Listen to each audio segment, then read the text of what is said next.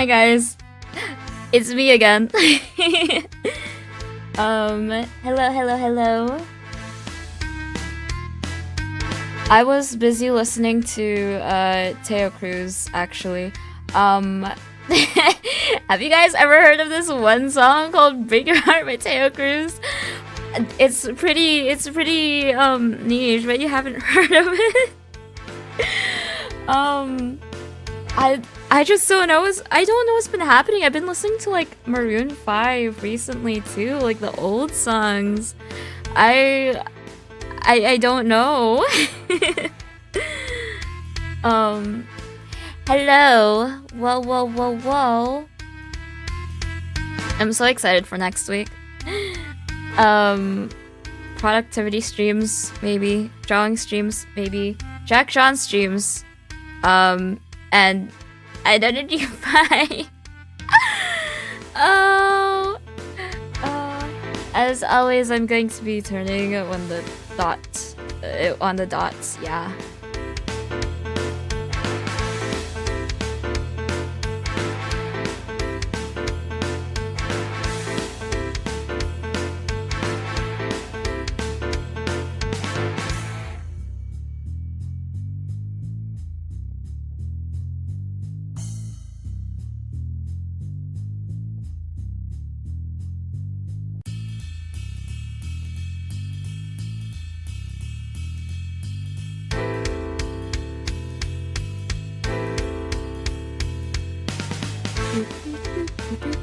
Actually, I would love to hum along to my background music. Alas, they're not quite synced up, which is unfortunate for me. The musical hummer, but yay! Okay, here we go. Hi. Do tell me if the music drowns me out, and I will fix it immediately. But we are here with Inhuman Resources, a literary recognition. It is a, I believe it was described as a choose your own adventure.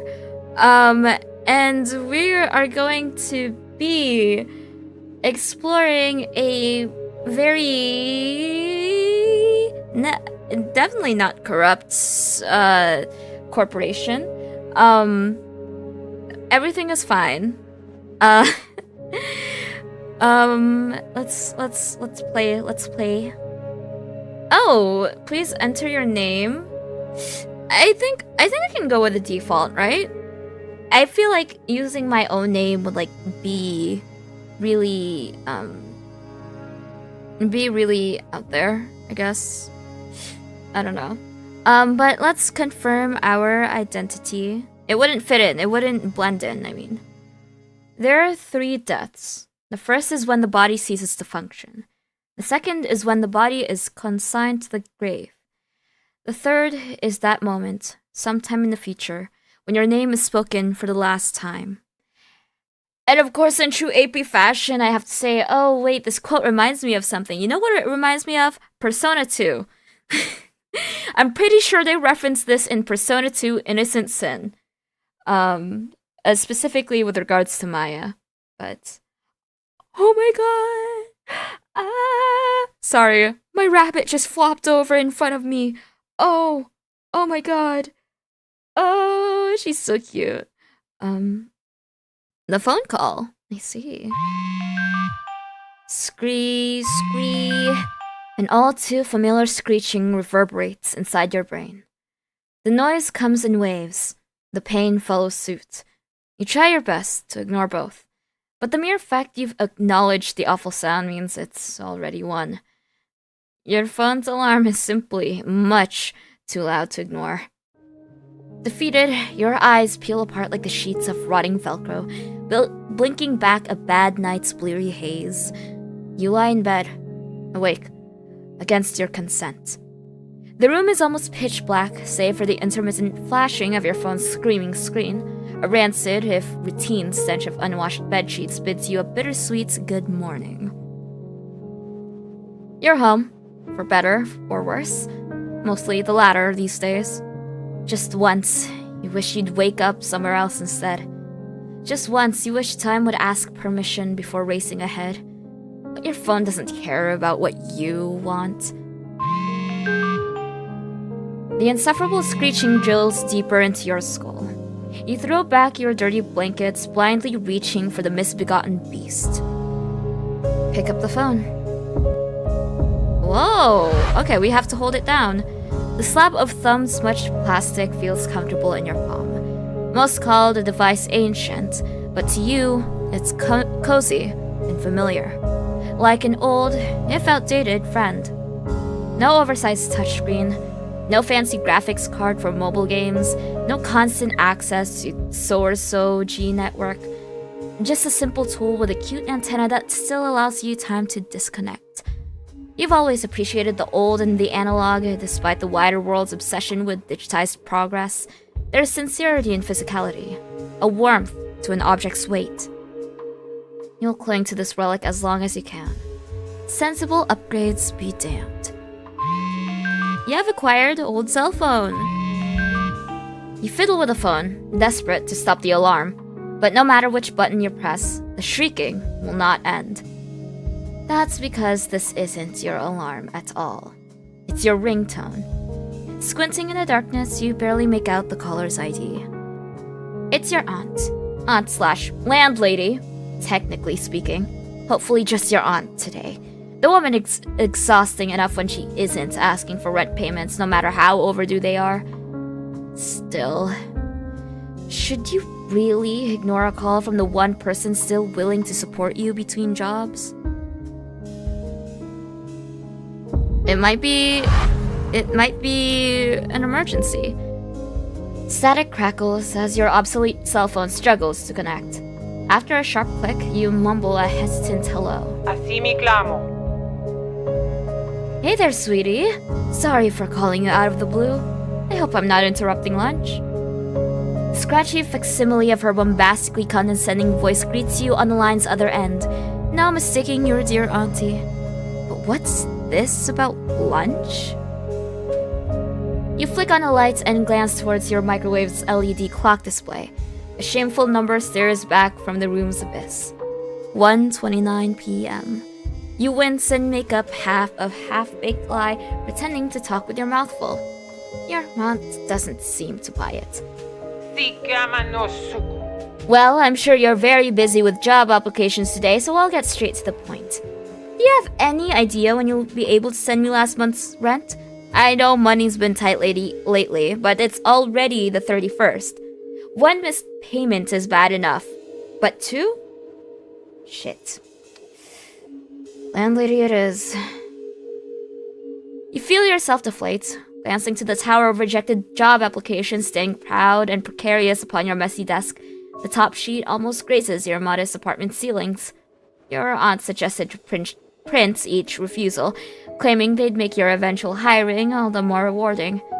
You found that harder and harder to believe, ever since the letters started to outnumber the dollars in your bank account. Así mi clamo.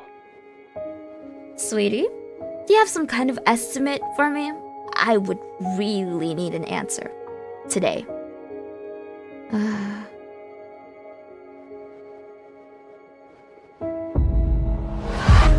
You swallow your pride. It goes down easy. There isn't much left. For the 100th, 1000th, millionth time, you swear to send your aunts the money the second you get a steady paycheck. Until then, there's no way you can conjure cash out of thin air. An uncomfortable silence lingers over your phone's speaker. After several torturous seconds, a disappointed sigh comes through. Tomoe Saka. Sweetie, I let you rent that place to give you a second chance. Not to keep enabling this shameful do-nothing behavior of yours. Jimena Gomi. Honestly, I'd be more willing to forgive delays if I knew you were actually trying. But you can't expect me to believe you've been pulling yourself up by the bootstraps and giving this job hunt all you've got when you've been living in a pigsty for the past year. Pigsty? You deflect the woman's accusations, blabbering in desperate denial, But as your eyes drift over the sorry state of your apartments, your ramblings soon turn to tragic silence. You've been immune to the stench for a few months now, but no amount of time will ever make you blind to the altars of wretchedness your neglect has erected. On the floor, at your desk, in the kitchen, and even in your fridge. Oh, okay. On the floor, crumpled stacks of crusty laundry litter the unmopped ground like landmines in an active war zone. At your desk, fly-swarm styrofoam containers amalgamate themselves into awkwardly unstable modern art installations. Your largest one can only be referred to as the Leaning Tower of Takeout. In the kitchen, filthy cookware overflows from your sink, bathed in rancid dishwater. A layer of film has formed on the surface, thick as the crust of a creme brulee. And in your fridge, the outdated contraption hums like a thermonuclear lawnmower, even though you know damn well it's not keeping anything cold. Maybe ketchup packets, if you're lucky.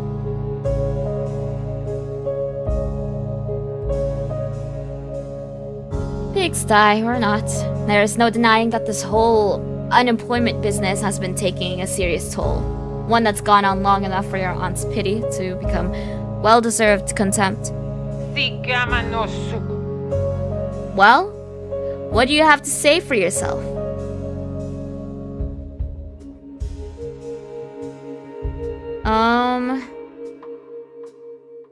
We're sick and tired. You've become convinced that effort is overrated, and wasted effort is downright offensive. Why keep applying to jobs if it never amounts to anything? Why clean your room if it just gets dirty again? Your precious time would be better spent sleeping in, waiting for money to magically appear. Your aunt, quite obviously, does not share your optimistically apathetic philosophy. Así mi clamo. Honey, none of your efforts have been wasted because you haven't even made one yet. I mean, you show up late to every interview. You dress like a slob, and if you actually cooked once in a while instead of ordering in, you would have enough money to buy an island nation. How is an employer supposed to trust you with keeping their business running if you can't even pretend to take responsibility for yourself? Keep choosing to be lazy, and people will keep choosing not to give you a chance. You have acquired plain old laziness. You brace yourself as the woman prepares to deliver her most frequent, most frustrating spiel. You could probably repeat it word for word if ever you were held at gunpoint. Remember, sweetie, in our world, choices matter. The big ones and the small ones. We can't always take those decisions back, and we can't control their consequences either, which means we have to choose carefully. You, most certainly, have not been doing that, but if you have any intention of getting yourself out of this mess, you need to start making the right decisions, and soon. You hang your head and nod, gulping down your last trickle of self-respect. Hearing this speech frequently doesn't make it any easier to hear. Anywho, enough of that. The real reason I'm calling is because I might have an opportunity for you.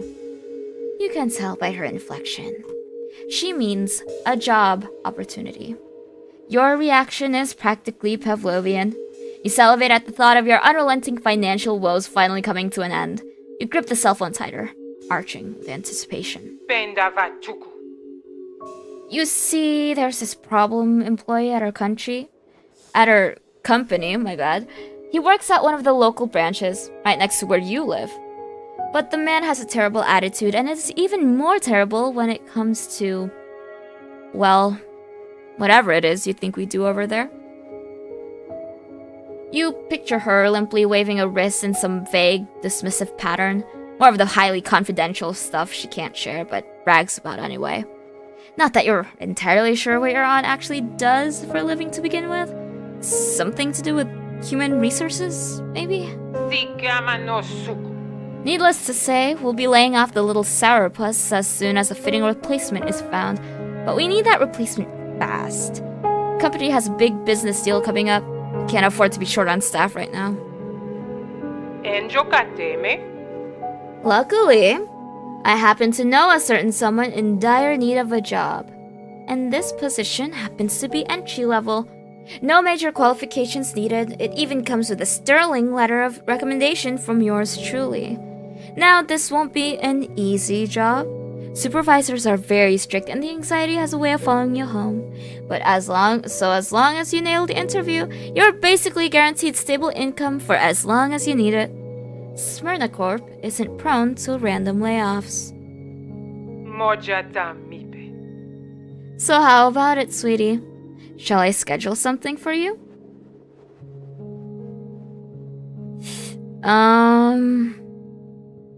Damn, we're in between a rock and a hard place, huh?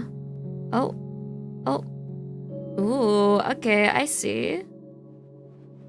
I mean... High stress environment or not, it beats homelessness by a country mile. You agree to the offer with ravenous insistence. The woman breathes a sigh of relief and lets out a nervous laugh. It almost sounds like she's in ecstatic disbelief. Shakuni jata. Thank goodness. You have no idea what it means to hear you say that, dear. You're literally saving my life. You should probably be the one telling her that, but you won't complain about receiving gratitude instead of judgment for once. Without missing a beat, your aunt hammers at her computer's keyboard, drafting you an email. You clamber your way out of bed, tripping over a day-old takeout and mounds of dirty underwear as you rush toward your laptop. Mojata mipe. I've booked the earliest appointment I could possibly find. You should get an email with the time, address, and job description soon. Be sure to read everything carefully and do not be late. Mr. Burgard will skin me alive if I send him another unpunctual idiot. Jimena Gomi. Oh, I'm trying to show a little gusto out there. If Mr. Burgard thinks you're lazy, he might try to fix you rather than hire you. Fix you? Rather than offer answers, your aunt whispers farewell. Shakuni jata. Good luck, sweetie. I hope you'll forgive me. You'll forgive me for this one someday. Oh my gosh. The line goes deathly silent, save for a droning dial tone. You get an urge to call her back, but the ding of an invitation appearing in your inbox catches your attention first. Uh-oh. Your interview is today. At 4 p.m. sharp, no less. You curse under your breath, rushing to shower and get dressed. Your stack of rejection letters gets knocked over by your charge and scatters across the room in a whirlwind of standard issue responses. You beg with every fiber of your being to not come home with a new failure to add on to the pile. Now proceed to the waiting room. The packed full city transit bus comes to a creaking stop, right in front of an old building you've never seen before.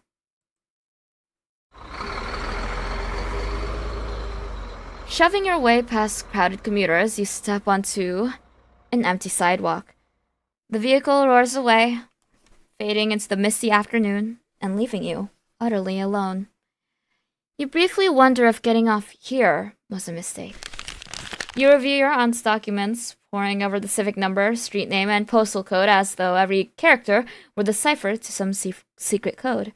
By the time you finish your third revision, you're forced to concede, this must be the right address, but it's not remotely what you expected. Nestled between two gleaming skyscrapers sits a much smaller, stranger building. There's the unnerving facade. Glazed gray brickwork and pale veined marble unite to form a vast web of extravagant monochrome patterns. But despite all the details, the sum total still gives off a sense of cold, calculated purpose. Almost like an anarchic graffiti artist were hired to redesign a palliative care center. The decorative windows. As you climb the front steps, a set of circular, gold-tinted portholes stare down at you. They are unblinking, like the eyes of a giant deep-sea squid. The glass is too opaque to see through. Yet, you suspect someone is on the other side watching you approach. The massive front gates, made from half-ton hunks of glistening cast iron, the double doors have been decorated with an intricate bas-relief of skyscrapers swimming in fog. Bit ironic for such a stout little edifice. And the bronze door knocker, the alloy been smelted into the shape of a crowned king's severed head. The object looks so realistic, you're scared it will be warm and wet to the touch. Unfortunately, you see no keypads, handles, or ID scanners that would allow for easier entry. The local branch of Smyrnacorp is only 4 stories tall, yet feels impossibly imposing. It's caught between outdated aesthetics and timeless sensibilities, somehow both outrageous yet invisibly subtle, as if meant to be forgotten at a passing glance and to haunt those whose gazes linger. You suspect you may be underdressed. As is customary, you waited till the very last minute to get dressed, tossing on the first thing that happened to be lying around. And judging by those weird looks you were getting on the bus, your impromptu fashion experiment may not have resulted in the new pinnacle of professional apparel. Then again, there's only so many combinations of mustard-stained tees and sweatpants a single person can create, especially when they've deliberately not done any laundry lately. Regardless, what you've got will have to do. The hour of your interview approaches, and you won't have cash to afford a better outfit until this job is yours.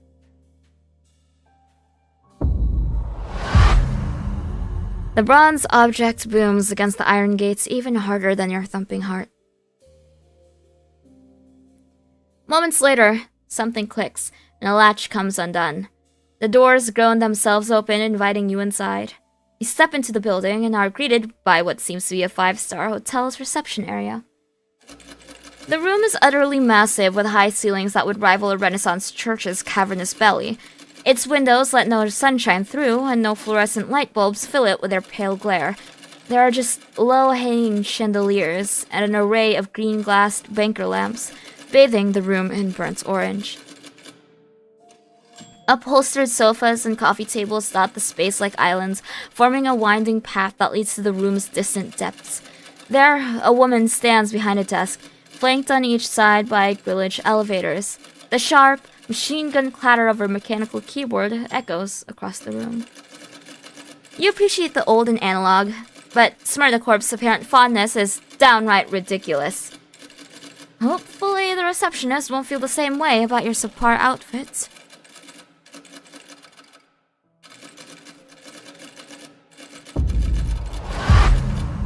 Pretend to be confident. With a little luck, it'll read as self-assurance instead of total fucking delusion. The dim lighting becomes dimmer the further you go, and thick shadows close in on you like claustrophobic walls. Wall-to-wall carpeting squishes under your feet, and an unfamiliar ammonia aroma assails your flared nostrils. Whatever they use to clean the place smells strong enough to double as a bioweapon, but still isn't enough to erase the lingering stench of cigarette smoke. The off-putting odor does suit the outdated decor, however. Except for those unsettling sculptures carved into the room's concrete support pillars, disturbing shapes that assail you from all sides, emerging from the shadows like pretentious interpretations of 21st century demons. On your left, headless nude bodies are contorted in pain, as veins sprout through their skin like a tree's sprawling roots. On your right, a bleak rendition of what you assume to be Babel's Tower has been built out of steel girders, electrical wiring, and bones. Up ahead, you see human skulls whose scalps have exploded, revealing interwoven helixes of DNA strands in binary code. Ew. What happened to good old-fashioned gargoyles? Unsettled by your surroundings, your eyes drift back to the woman working the reception desk. There are letters engraved in the wall above her, spelling out a slogan in twinkling silver font. Memoriae perpetuitas mutatio. You don't know much about corporate branding, let alone Smyrnacorp's specific suite of services, but you're not sure how effective that cryptic slogan must be. Maybe you should have read your aunt's documents more carefully. You know, instead of sleeping on the bus, wondering how long this crap would keep you from the comfort of your bed. You wave hello to the receptionist, but she doesn't even flinch. Her gaze remains glazed over, wholly focused on her work. She's younger than you. She's younger than you first thought. Maybe 30, likely not quite. Sickly pale with sleep-deprived bags under her eyes, each one darker than the acrylic of her tidy black turtleneck. Her hair is knotted into a dainty bun, her fingers devoid of polish or rings. They move across her keyboard like demented tap dancers. Wait, no, not her keyboard. Her typewriter. It's a really, really old one. Made from brass, black plastic, and way too many moving parts. A relic from the 1800s that looks like it barely scraped through both world wars. And you thought your laptop was getting old. There's also a small desk bell glimmering on the counter. Maybe you should... It's there for a reason, right? Let's ring it. A pleasant ding resounds, like clinking champagne glasses. The woman's head snaps forward as though struck by an electric shock. She flashes you a beaming, not quite pearl white, smile. Bunipova. Welcome to Smyrnacorp. Do you have an appointment? The words barely seep through the woman's gritted teeth. Her grin is so tight it hurts to watch. But there's no trace of frustration. She's the dictionary definition of too friendly, made uncomfortably manifest. Unsettled, you stumble your way through an explanation of your aunt's referral. The receptionist replies with a nod, squinting as she reads the writing on her typewriter's latest sheet. Anapaoki. Ah, of course. We've been expecting you. I'm afraid Mr. Burgard is running a little late this afternoon. He'll need a few more minutes until he's ready to speak with you. But you're more than welcome to peruse our visitor's handbooks while waiting. My bad. Yay, hi hat! Hello, welcome. She gestures to a set of nearby couches and a table chock full of company pamphlets. But you're more surprised to notice someone else already sitting there. A young man with a bitter look etched into his furrowed face. Could this be... another applicant for the job? Shit, your aunts never mentioned competition. And if they turn out to be competent, you could be in big trouble. Your bleak musings are cut short by the receptionist's unpainted nails tapping at her name tag. Kojubasoda. I'm a Lucine, by the way. I'll call you as soon as Mr. Burgard becomes available. In the meantime, please let me know if you have any questions. With a grateful, albeit embarrassed nod, you walk away and submit to an old-fashioned sofa, Melusine's rickety typewriter clacking away once more. The couch's cushions feel quite stiff, or maybe your stress-clenched back does. I have been reading so much. Considering the ferocious stare down you're receiving from the stranger seated across you, it could well be the latter. The steady tick of a vintage clock draws your gaze. Its hands point in opposite directions. 3:42 p.m. 18 minutes left. Good thing you came early. You still have time to prepare before your interview. But probably not enough to do everything you want. You'll have to decide where to spend it. Carefully. Let's read through the pamphlets. You snatch a brochure that seems to cover the most interesting topics, hoping it'll contain some hints about your future 9 to 5. Ooh! Founded in the year redacted by psychotherapist Gertrude Borodin, what began as a non-profit humane society quickly evolved into a multinational conglomerate with over redacted employees. Today, Smyrnacorp is everywhere. We work for your local governments, your most prestigious universities, the telecommunication services you use to keep in touch with loved ones. Everything we do to protect our most precious resource. People like you. Smyrnacorp is dedicated to providing custom human resource and recruitment solutions for businesses of all sizes. Using our revolutionary evaluation processes, we assign the person who's right for you at the right time and the right place. Guaranteed every time. What are you waiting for?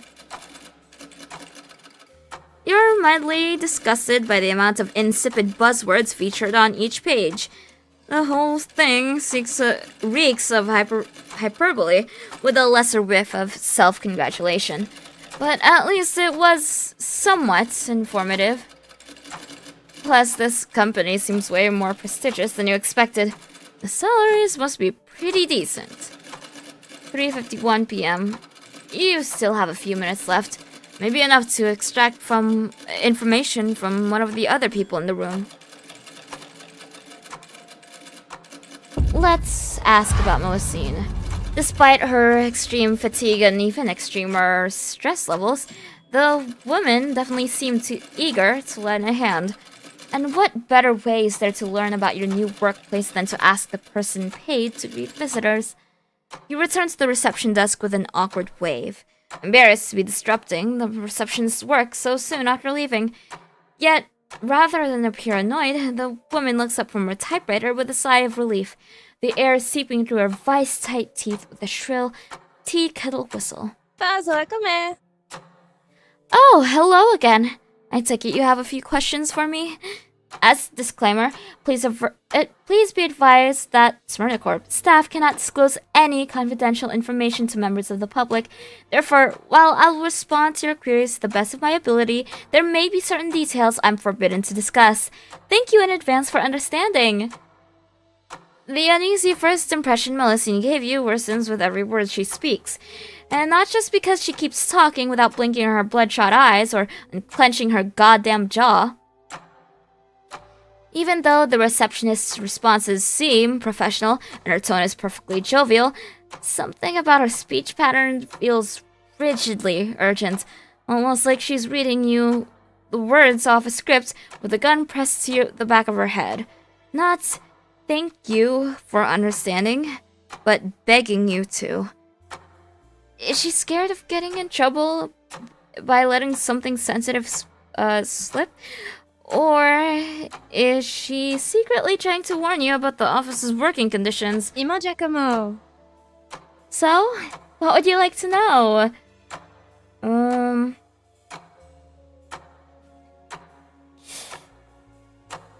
I mean, maybe this isn't the right person to interrogate. Even more awkwardly than you'd first approach, you apologize to Melusine and leave, pretending to have forgotten your question. As the sound of her typewriter rises once again, you reconsider your increasingly limited options. Let's go for the irritated man. Time to break the ice. Hopefully, it won't be the very thin ice he seems to be standing on with this guy.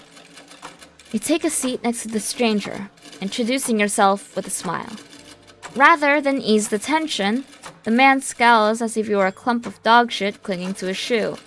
His snarling voice sounds coarser than a poorly maintained gravel driveway. Ame temoku. Oh, okay. The hell do you want? Can't you tell I'm not in the mood? Well, if you couldn't tell before, you certainly can now. You gulp audibly, worried this person might assault you at a moment's notice. But as you stammer out some vague apologies, you notice something surprising. He doesn't look all that angry, let alone angry at you. In fact, he mostly looks fretful. The man's calloused hands aren't balled into fists, but kneading each other with relentless worry. Sweat beads at the temples of his receding hairline, wearing down the gel matting down his tar-black locks.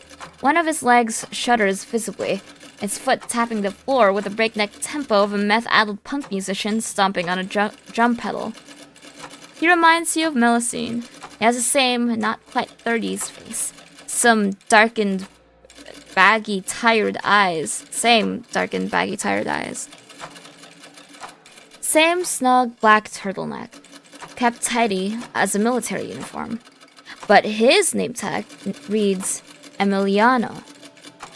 Wait. Name tag? It hits you then that Emiliano isn't a company client nor a prospective candidate after the same job you are. He's a Smyrnacorp employee. Dune, Jacoda. Look, pal, all your staring is gonna give me a fit. Either speak up or back off, alright? For you, the hardest part of job hunting was always the impression of powerlessness combined with a feeling of tremendous isolation. Even one person who could sympathize with your woes would have been a godsend. But this guy only reads your empathy as an insult. Battebamo. Oh, okay. I did not drink enough water before this stream, actually. Goodness. Are you brain damaged? Or just actively trying to screw with me? Seriously, if I'm getting laid off from the worst job I've ever had, why the hell would I want to get cheered up about it? Heck, if it weren't for the shitty exit interview, it'd be the happiest day of my life. You have a hard time picturing this being happy, but no trouble whatsoever imagining why the man was fired. Then suddenly, you connect the dots. This must be the problematic employee your aunt was talking about. You cringe so hard your jaw aches. Offering to make someone feel better right before stealing their job is a level of awkward tension you weren't prepared for. Trying to recover from embarrassment, you change the subject to this exit interview which seems to be causing such strife. Bone, Mateku. Okay, I'm sorry. Must be pitting you to Smyrnacorp if you're asking me that, huh? Look, if they just wanted to tell me no hard feelings or ask how management could have done better, I wouldn't have a problem. But these bastards don't work that way. Every person I've ever seen get called into one of these meetings comes out looking like a walking corpse. And I don't blame them one bit. Ame temoku. Honestly, I'd rather get castrated than go into that meeting. At least then I could bring my balls back home in a pretty little box. And it'd send a loud keep out message to whoever they've called in to take my place. Well, it sends some kind of message. Despite the crudeness of his metaphors and the stink of booze on his breath, you sense Emiliano's fear runs far deeper than unemployment. In fact, you get the feeling he wants to protect the person who'd be taking over his job. Should you reveal your identity?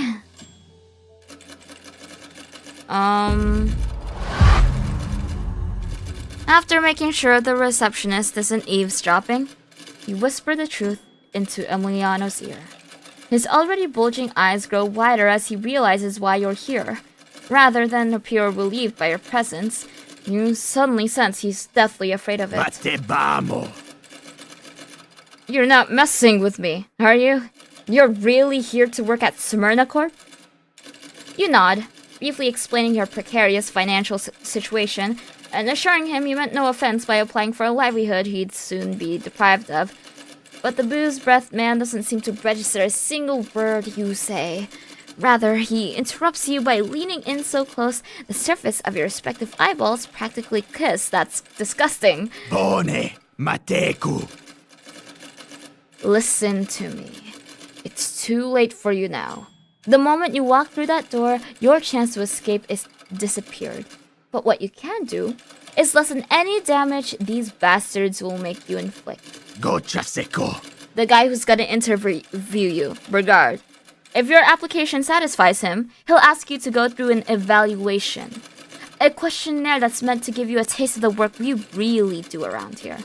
I can't tell you more without getting up to my neck in shit. But no matter what happens, you've got to do everything in your power to fail that test. Okay? His plea is earnest and full of desperation, yet it's also patently ridiculous. Why would you purposely flop this probatory evaluation when you're in dire need of a job? What does your onboarding have to do with Emiliano's firing anyway? Doesn't make sense.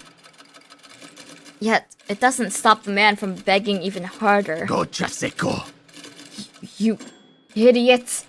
Do you not understand the kind of consequences that this could have? This might just be a paycheck to you, but to me, it could mean life or literal death. You've got to fail that test. This is beginning to sound less like a warning and more like a threat. And judging by the alcohol-tinged spittle splattering your cheek, it's not an especially sane one. Better cut this conversation short.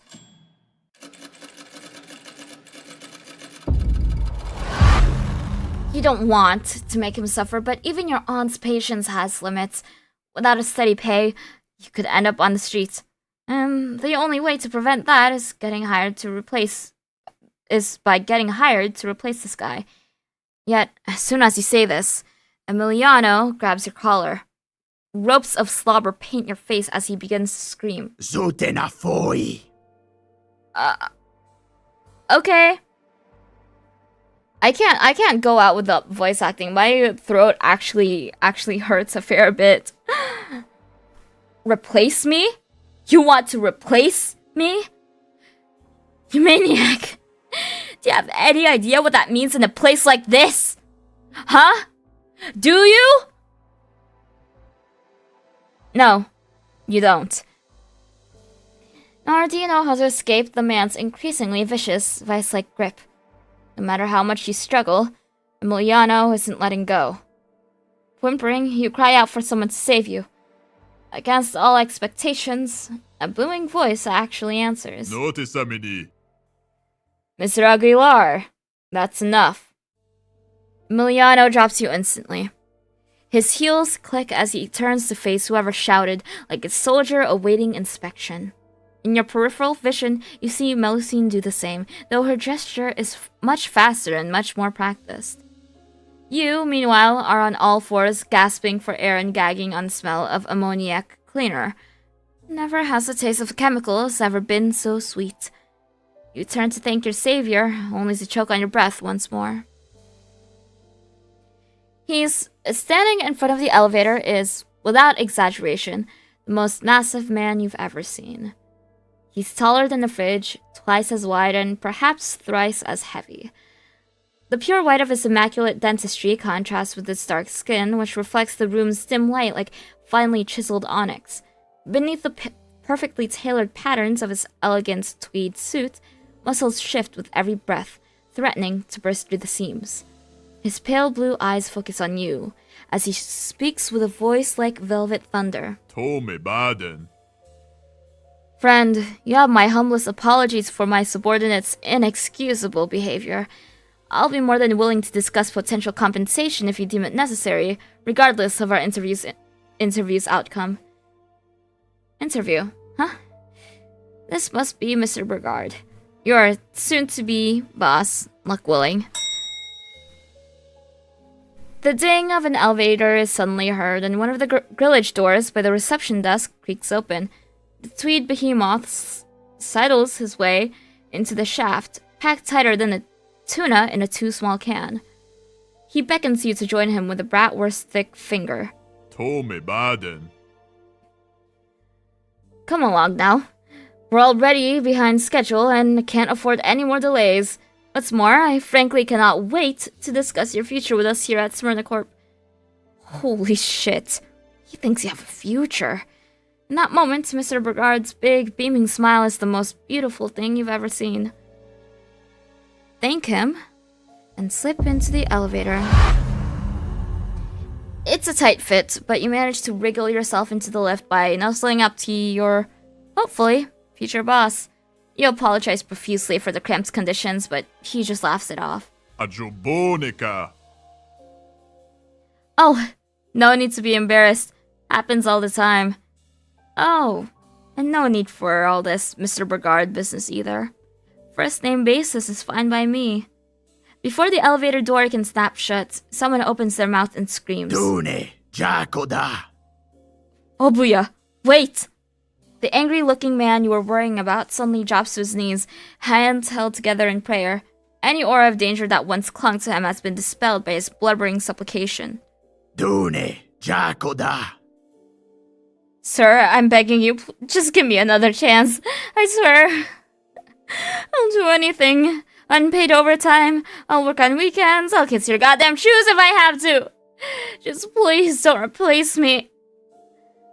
Mr. Brigard's only reply is a disappointed sigh. His bright white smile wavers and tangible contempt taints his otherwise welcoming tone. Samogeto. Mr. Aguilar, you've had more second chances than I can count. And displaying such undignified desperation in front of a candidate set to take over your position is not an endearing choice. Frankly, there is nothing more I can or want to do for you beyond offering the standard company issued severance package. The once intimidating stranger collapses as though shot in the chest. His body ripples with hiccuping wails, his fists perilously pounding at the carpeted floor. Your maybe future boss licks his tongue, more disappointed than disturbed. He turns to give Melusine a firm look and firmer orders. Ajobonica. Miss St. Saens, please ensure our former staffer behaves until his offboarding is complete, will you? I'll attend to him once I'm done with our guest. The tired woman gives a nervous nod, rushing back to her typewriter as if nothing happened. The clacking keys are now punctuated by the tears of a grown man. Obia thumbs a few buttons and the elevator doors finally slide shut. Through cracks in the grillage gates, you see the receptionist giving you a small wave, mouthing a worrisome farewell. Isa-mo-cha. Good luck! Before you can decide whether she was cheering you on or trying to warn you, the floor lurches downwards. Oh, we're on to the interview now, but I will go get some water because, oh my gosh, I need it more than ever. So I'll be right back. Give me just a moment.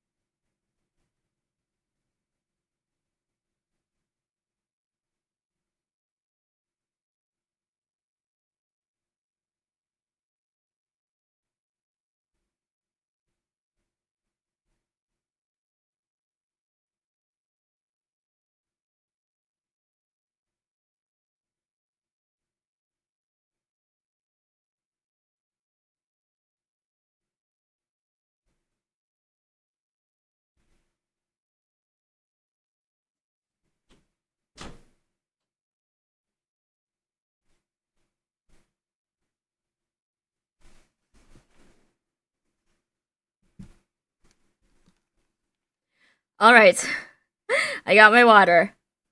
On to the interview.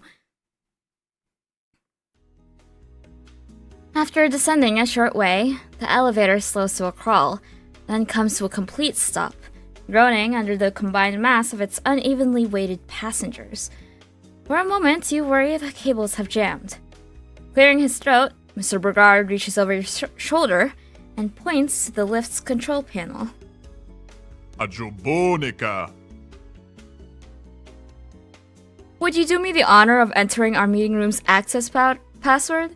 If you're going to be working here, you may as well learn how to travel across the office. Just type in... yeah. Hold on. That's... simoleon pie... hook. Phi. If you please. Oh, and no need to be too brusque about it. Precision matters more than speed with these old doodads. So that is simoleon, pie, hook, phi. The interviewer chuckles as he watches you fiddle with the eclectic symbols, amused by your apparent unfamiliarity. No doubt, he's used to employees entering these combinations with the routine deftness of jaded shoppers, typing in their PIN numbers during credit card transactions. You are still not sure why he's making you type the password in, nor why the elevator uses passwords in the first place. Wouldn't keycards be easier, or normal numbers at least? Regardless, as the last button clicks into place, the elevator resumes its descent at an increased momentum, plunging deep into the earth with no sign of stopping. After almost 20 seconds, you wonder if it's headed for the planet's core. Notice Samini. You'll have to beg my pardon for the sluggishness. I've petitioned to have this thing replaced, but the encryptology department refuses to let us invest in newer models. Potential security risks, or so they claim. Boogeyman hogwash, I say. An upgrade has long overdue. Maybe once our deal with Radium finally goes through, they'll be a bit more welcoming of true progress, eh? You nod along politely, pretending to understand what he means. You're unsure the display looks convincing. Still, by the sounds of it, you'll be stuck here for a while. How do you kill time?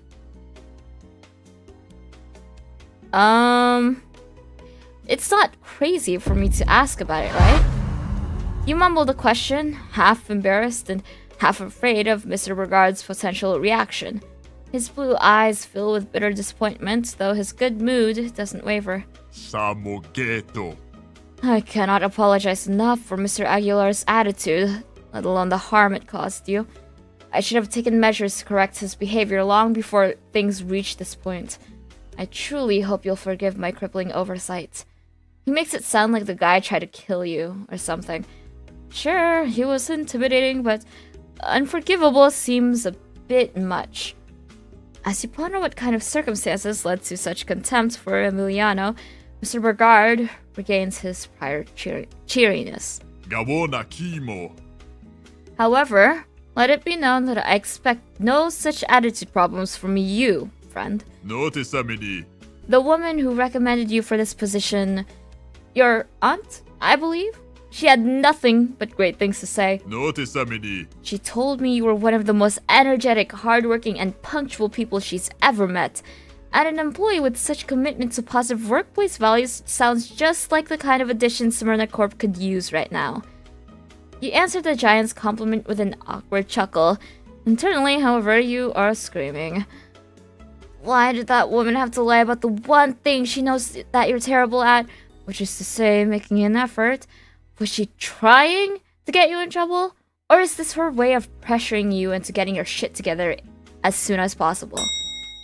As you force yourself to smile through an impending panic attack, the elevator comes to a grinding halt, its grillage door sliding open. Squeeze our way out of here. It's a bit of a battle to wriggle past Obuya, though you soon find yourself free of the claustrophobic lift and breathing a bit easier. Mr. Regard follows suit, flipping a light switch to illuminate the otherwise pitch-black room. Kudomi Jaji. Welcome to my humble office. So that's what this place is. An office wouldn't have been your first guess. The rectangular space before you is reminiscent of an oversized police interrogation room. The walls are painted glossy black, glistening in the sepia glow of a low-hanging ceiling lamp. And if it weren't for the obvious two-way mirror in the back, the room would appear infinite in size, a boundless expanse of inky shadow extending in every direction.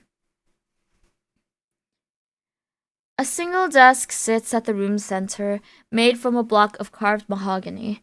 Coffee-stained paperwork covers its surface like some madman's wallpaper, and countless colored wires sprawl across the floor as though the varnished wood had somehow sprung electrical roots. Leather chairs fit to dwarf royal thrones loom over both ends of the table, no doubt custom-built to accommodate Mr. Regard's colossal frame. The behemoth briskly motions for you to take a seat, but you sink so far into the plush leather, it feels more like the seat takes you. Prying yourself out of those comfortable depths, your eyes turn to the sparse assortment of unusual baubles decorating the table's corners. On this side, there's an antique candlestick phone whose mouthpiece is made to look like a large roosting bat. Oh, hold on.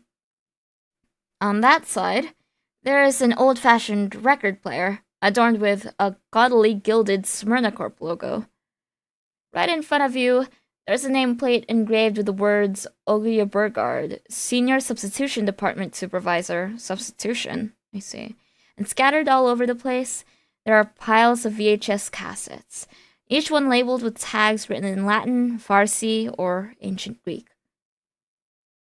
The item which perplexes you the most, however, is an old vinyl record, snugly wrapped in yellow keep-out tape. Mr. Burgard notes your interest with an amused arch of his brow. Notice samini. You wouldn't happen to be a fan of jazz, would you? Abuya's smile can grow no bigger, but it certainly shines brighter upon hearing your enthusiastic answer. Tome baden. Well then, I'm excited to find out what a fellow connoisseur will think of this particular gem. Carefully placing the confidential vinyl onto an old record player, Mr. Burgard lowers the needle and bids you to listen. A strange, somber soundscape slowly fills the office with a blues-inspired rhythm you can't quite compare to anything you've heard before. It's not appalling, per se, but it's perhaps a little messy and eerie enough to make you uncomfortable. The duet voices of a man and woman muttering warbled lyrics only adds to the strangeness. You can't make out a word they're saying, except for the chorus verse. Let's call the whole thing off. Notice samini. Gina and Herschel Gershwin. Twins, if you were wondering. Not a couple, despite all the turbulent rumors that once surrounded their odd relationship. I've never met them myself, but I do know they could have been bigger than the Beatles. They could have been bigger than the Beatles back in the band's heyday. The biggest case of my career was making sure they wouldn't be. And I always found it tragic that only one of their records was left intact in the world. Though I always also feel quite lucky to be the man who owns it. Few will ever have the privilege of hearing such avant-garde work. You utter a few admirative oohs and ahs, feigning interest to conceal your perplexity. What does a human resource company have to do with ruining musicians' careers? And how could Oviya be employed, let alone alive, during the birth years of rock and roll? He's not that old, is he? Before you can scrutinize the man's non-existent wrinkles, he promptly clears the stray documents from his desk, making space for a repulsively familiar sheet of paper. Your loathsome... Oh my god. I can't read. Your loathsome fucking resume, laid bare for the world to gawk at. God, you're sick of seeing that thing. Obiya interlaces his fingers, pale eyes darkening into a severe stare. You suddenly find yourself keenly aware of just how dangerous the man could be, should he choose to embrace violence over verbal repartee. Gimao hone. Time to begin our little interview. I'll be asking you a series of questions. Some will appear rather peculiar, others rather innocuous. They may be difficult to answer at times, as you've not been made fully aware of your position, nor of Smyrnacorp's company goals. However, I still request that you provide honest and instinctive responses. Regardless of context, they'll give us a better idea of the role you'll be assigned during your time among us. Wait, you have to ace an interview before being told about the job you're applying for? What a mess. Either Smyrnacorp has an unintuitive hiring process, or their non-disclosure agreements are so incestuously interwoven, no one can get any work done without being strangled to death by red tape. Still, Obiya's words make one thing clear.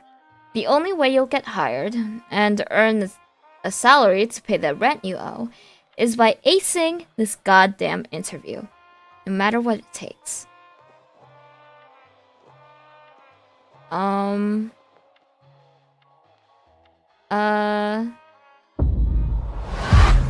The behemoth narrows his eyes, taking note of your squirrely phrasing, yet he does not linger on the subject. Samogeto. So be it. Let us commence. Gawona kimo. Question 1. A runaway locomotive is barreling down a set of railroad tracks at uncontrollable speeds. In its path lay 5 people tied down and unable to move. If nothing is done, the locomotive will surely crush them and end their lives in an instant. Kudo mijaji. You stand in a train yard, next to a large lever. You know that if you pull it, the locomotive will divert its course onto a separate track. However, this will cause it to crush a different person, who is also tied down to this alternate path. How do you ensure all 6 people escape this tragedy alive? Oh, we're doing trolley great. Well, that's not quite the where do you see yourself in 5 years shtick you're used to. How the hell are you supposed to respond? Assuming you can operate that lever, you might also know how to remotely trigger the emergency brakes. I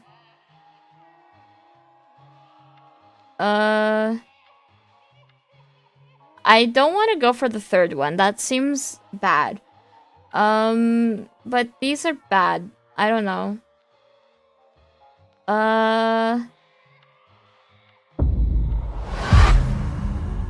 You're not exactly the foremost authority on train yard technological advances, but you're pretty sure conductors have developed multiple automated and manual failsafes, specifically to prevent cartoonish catastrophes like these. If not, you have $1 million idea to pitch. Ajobonica.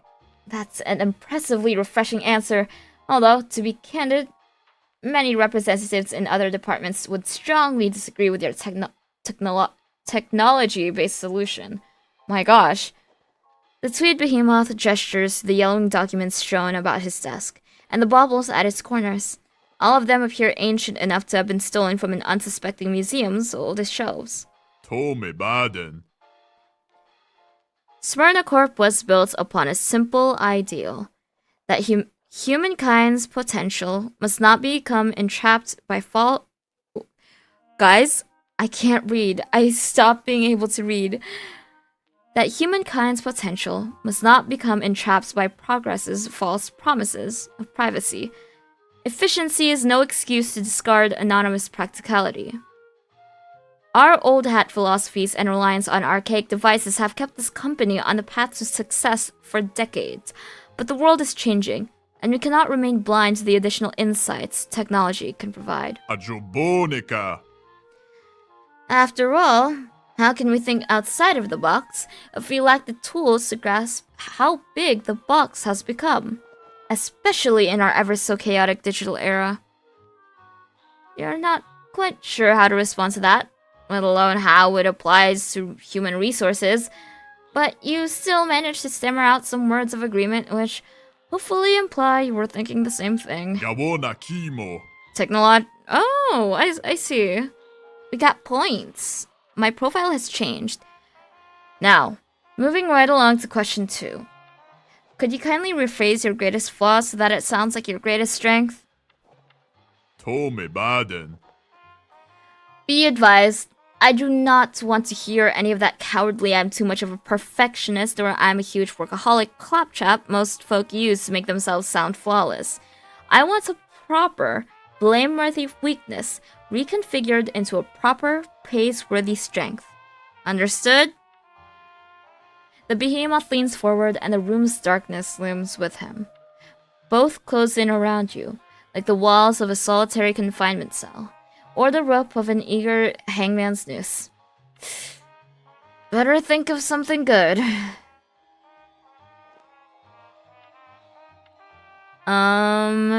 You spent too much time chatting with coworkers.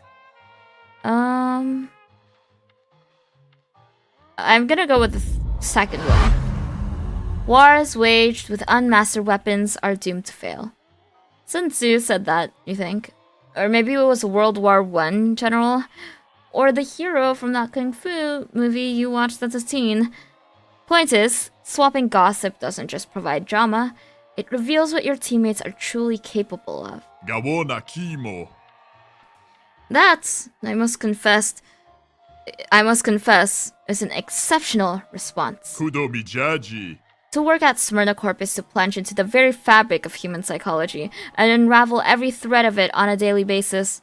Understanding who people are, their wants, needs, aspirations, is integral to helping them become the people that they should be. And no one can achieve such understanding by working alone. Therefore, extending that same level of consideration to one's colleagues is an extremely wise initiative to augment our efficiency. Impressive stuff for a new recruit. The man gestures with theatrical flourishes as he makes the declaration, but his conviction sounds too genuine to come off as arrogant. You conceal a satisfied grin, picturing how spectacular the man's water cooler small talk must be. Gawona kimo. Now then, onward to our final inquiry. Regarding your schooling, I would like you to... Well, if you could just explain the, Goodness. How do I phrase this delicately? The behemoth's words trail into muttered mumbles, his velvet thunder voice degrading into something more akin to a bumblebee stuck in a big dog's mouth. His blue eyes dart between you and the paper's underwhelming bullet points with increasingly disgusted concern, as though finally noticing what kind of an unemployable aberration has stepped into this building. It's an unfortunately common reaction for anyone who reads your CV. The singers on the record player shout a loud suggestion to just call the whole thing off. Their advice, for better or worse, goes unheeded. Samogeto. Well, at risk of sounding insensitive, I truly appreciate some insight regarding your academic background.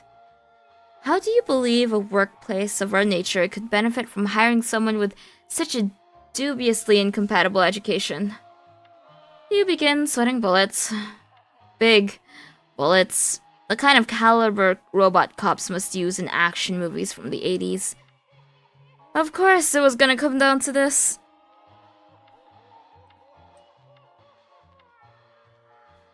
Ugh, my gosh. No matter how dearly you wish it were possible, you can't magically go back in time and study something more prestigious for today's job market. But you might be able to describe your weird diploma in a way that makes a strikingly employable impression. Ultimate Frisbee? Child psychology.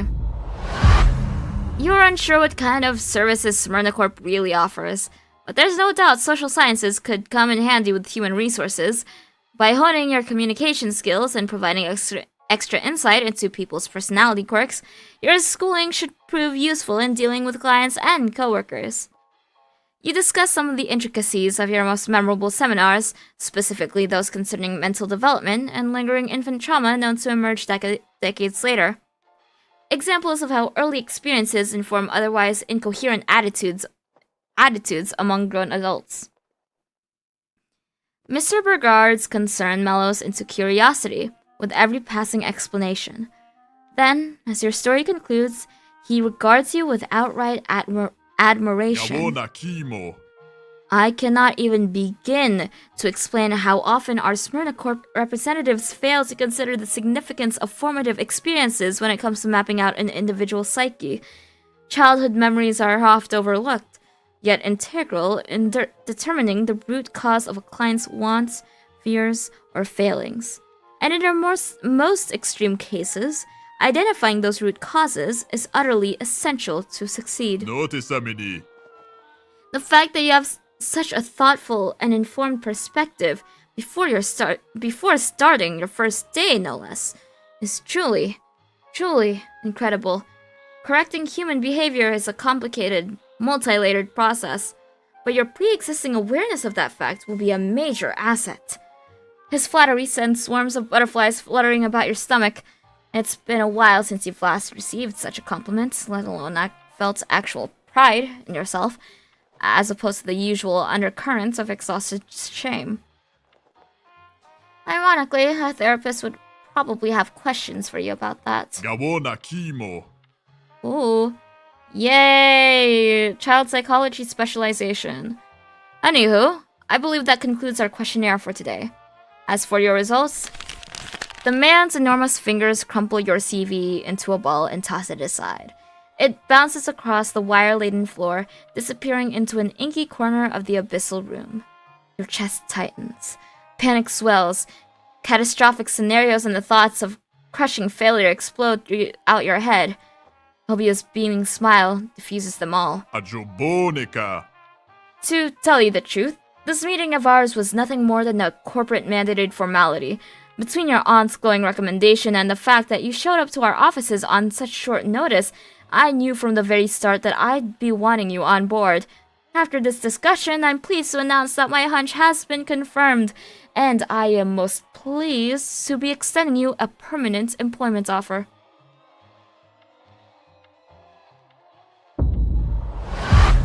You've never been this close to getting employed in ages.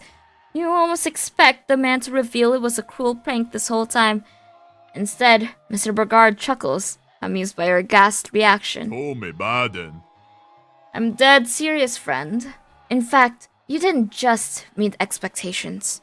You exceeded them. Ajobonica.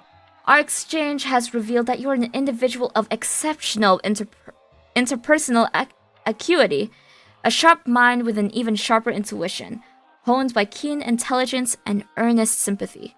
I wouldn't be surprised to learn you're skilled at talking yourself out of trouble or persuading folks to see things your way, regardless of where the truth may lie. Of course, you'll sometimes face scenarios where social deduction and charisma will prove insufficient, but I see a bright future for you at Smyrnacorp, managing our most prestigious and precarious operations. Gawona kimo. So, would you deem my interpretation of your aptitudes accurate? Or have I misconstrued the content of your character? Flattered by Obia's appraisal, you relish in the satisfaction of having been truly seen. It's not every day you get such a precise, quantifiable breakdown of your unique abilities. May they serve you well in tackling the horrors to come. Ajobonica. Good to know. Very good indeed. In that case, I'll nudge administration to start producing your contract. I'll unfortunately have to remain cagey about some details, such as workplace tasks or starting salary, until all the legal hoopla has been sorted. But assuming you care to accept a generous starting offer. Mr. Burgard's chuckling deepens as he extends a massive hand. His blue eyes are bright with joy, his tongue hungrily running over his pure white teeth. Kudomijaji. Please allow me to informally welcome you as the newest member of Smyrnacorp. I look forward to reviewing your performance. Holy shit. It's actually happening. You're going to have a job. You're going to have money. Enough of it to pay rent, keep a roof over your head, eat food, anything. Let's... Obia does not answer your appreciation with words. Rather, he reaches forward, leaning towards your hand, the way something in the tall grass would stalk towards unaware prey. Instincts urge you to pull away, but the behemoth's pounce comes too quickly. Before you can possibly react, your entire hand is engulfed within a fist the size of a ripe cantaloupe. They keep using that word to describe him. Almost instantly, something begins feeling terribly, terribly wrong. Despite Mr. Burgard's pure white smile, it feels as though your new boss is trying to leave you crippled from the wrist down. Ow. Oh god. Knuckles crunch, folding in on each other. Metacarpals squeak and whine. Articular cartilage between them both crumble into collagen sand. But all that pain is nothing next to the sharp, stabbing agony suddenly shooting through your palm.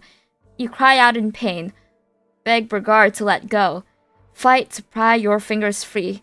But the giant's grip is iron and deaf to your complaints. If anything, he squeezes harder. Please let go. The needlepoint pain inside your hand sinks even deeper. Deep enough for you to think it might pierce the whole way through. Deep enough for you to wonder if it could somehow kill you. Your jaw unhinges to let out a scream. Before a single sound comes through, Mr. Regard lets you go free with an innocent-sounding, oops. Ajobonica. Dearie me, I was a tad too firm there, wasn't I? Beg pardon, friend. I tend to forget my own strength sometimes. The tweed behemoth lets out an earnestly apologetic chuckle. You force yourself to chuckle back, but the laughter takes tremendous effort. It's hard to buy his excuse, no matter how believable it may be. Panicked, you palpate your palm and numbed fingers, searching for any scars left by the thing that was drilling through your flesh. But there is no wound. No torn skin, no deep cuts, not even mild bruising. You don't even feel the pain anymore. All you find is a single bead of bright red blood, no bigger than a pinhead.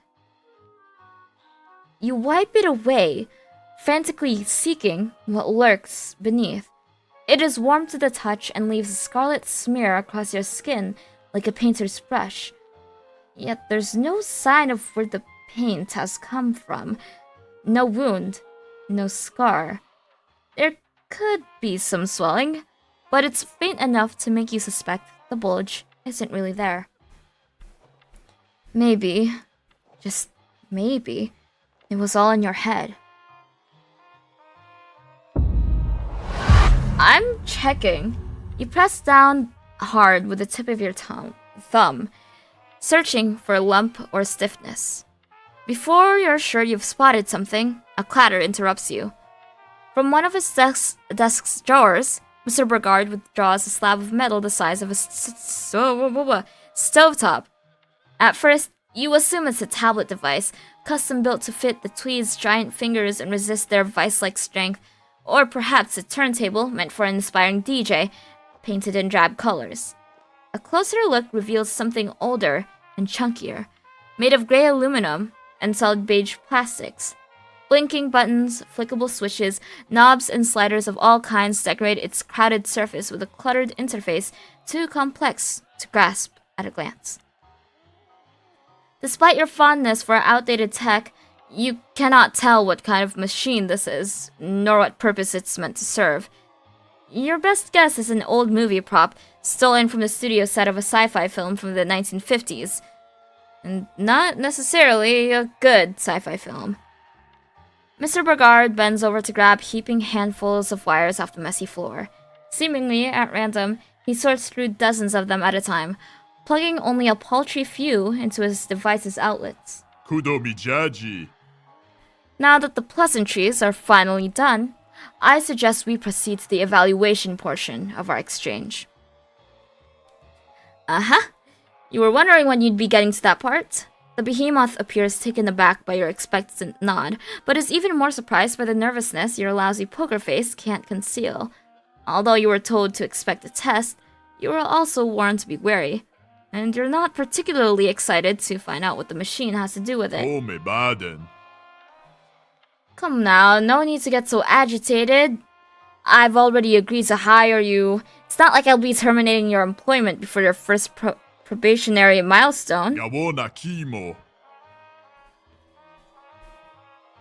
The format of this evaluation will be similar to our open-ended interview questionnaire.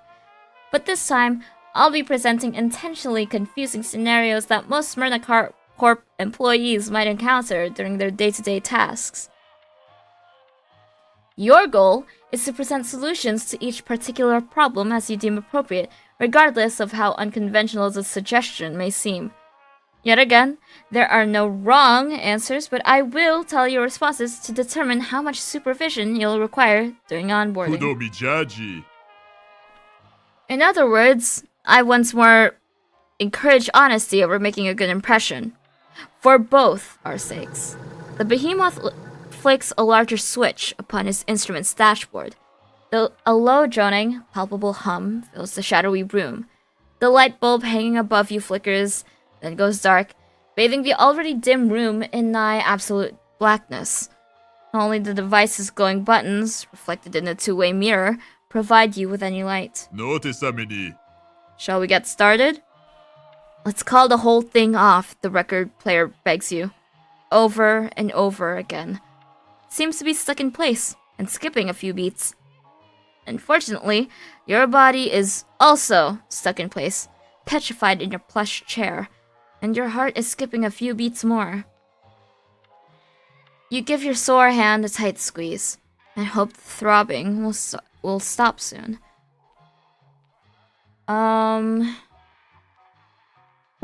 Let's ask for more information.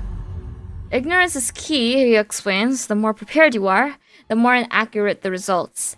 And I am a man who greatly values precision. Your new boss's bratwurst thick fingers push one of the machine's sliders to its absolute limit. The room's bassy hum increases in pitch and frequency. Kudomijaji. I'll start you off with an easy one.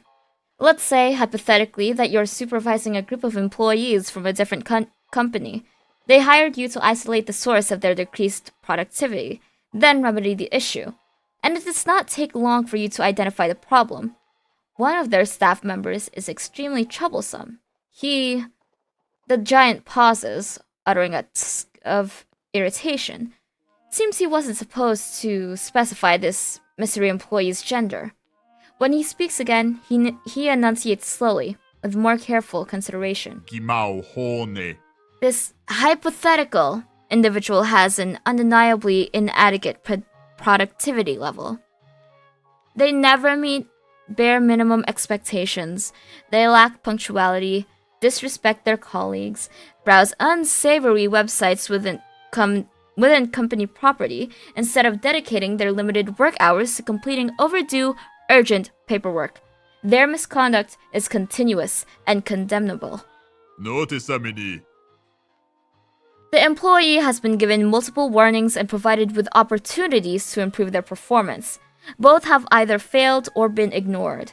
The client is contemplating firing the problematic worker, but are concerned that becoming understaffed during an especially critical moment of the fiscal quarter could jeopardize their important deadlines.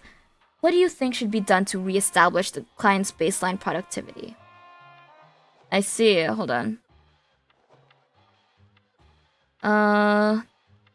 Let's see. Let's talk to this person. Citing psychiatric principles you learned during internships, you explain the employee may be enacting forms of self-regulation to cope with stress. Severe, triggering employment-based anxieties could be their reason for lashing out. Creating a safer, more communicative workplace could prevent future incidents. As your nervous explanation begins delving into the more technical aspects of addressing trauma, you start losing track of your own argument. However, Mr. Burgard remains very satisfied by your convoluted suggestion. Yawona kimo. I knew your studies in formative psychology would prove useful. Even our most experienced technicians could benefit from your level of consideration. If one intends to map out the architecture of a complex adult mind, one must first start at the foundation set in childhood. Failing to do so only grants an incomplete picture of the person we're trying to change and leads to flawed interpretations of the necessary corrections. The fact that you already take into account potential childhood trauma tells me you understand this well. Ajobonica. Thus, I predict minimal corrective oversight will be necessary when performing your first surgical overrites or psychological reconditioning. Jolly good stuff, excuse me? The giant hums joyfully, fingers tap dancing across the buttons of its device with a series of distinctive clicks. Hang on though, did he just say you'd be performing surgery?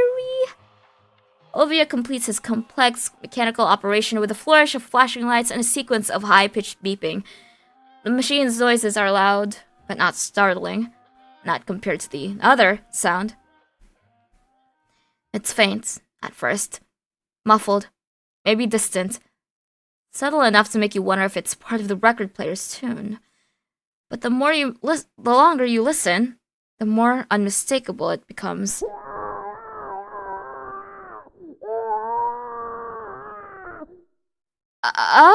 Okay. Someone, somewhere, is screaming. Oh, okay.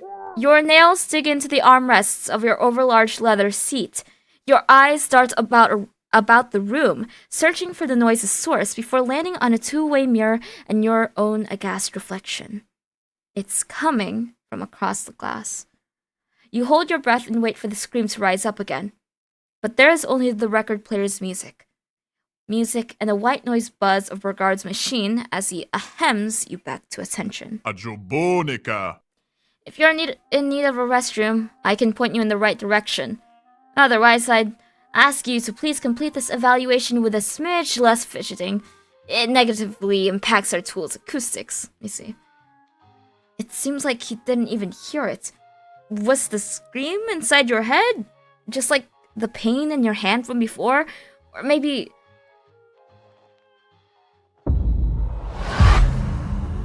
You hold your tongue, unwilling to disrupt the tool's acoustics any further.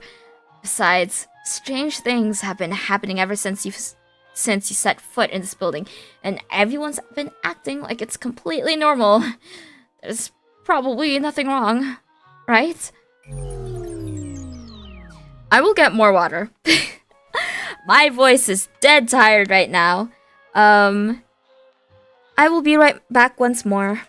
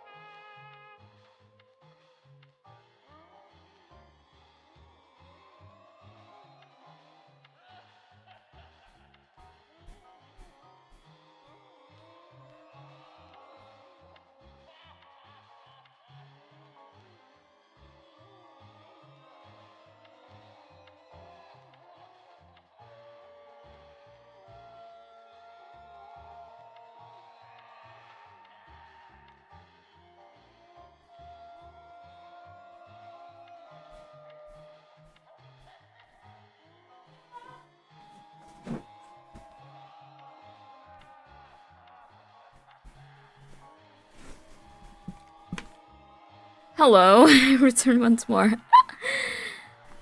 Let's see. Nobia flips another switch.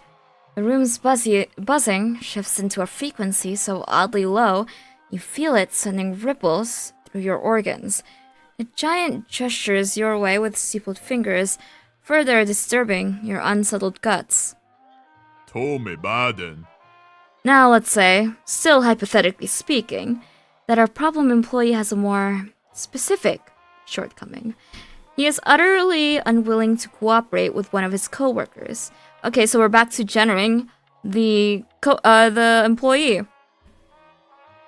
Perhaps it's a matter of long-standing interpersonal friction originating from external sources. Maybe there is an irreconcilable difference between them in terms of moral, political, or religious beliefs. Tome baden. Excuse me. Oh my god.